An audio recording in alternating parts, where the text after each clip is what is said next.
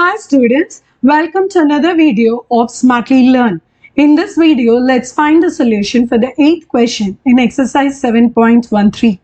The marginal revenue function of a commodity is given as MR is equal to 15 plus 4x minus 3x squared. Find the revenue function, also find the corresponding demand function. So first, what is given to us is the marginal revenue, and what is expected out of us is the revenue function. The revenue function is nothing but the integral of marginal revenue.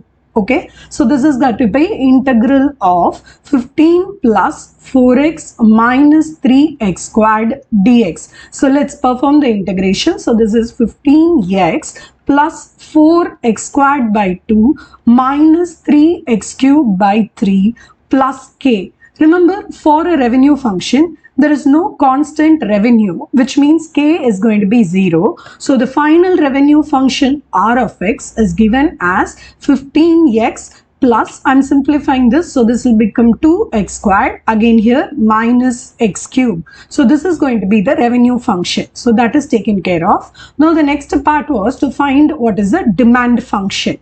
The demand function P is nothing but R of x divided by x. So let's compute P. So P is nothing but this entire function divided by x. So 15x plus 2x squared minus x cube, the whole thing divided by x. So P is going to be 15 plus 2x minus x squared. In the next video, we will find the solution for the 9th question in this exercise. See you in the next video. Bye.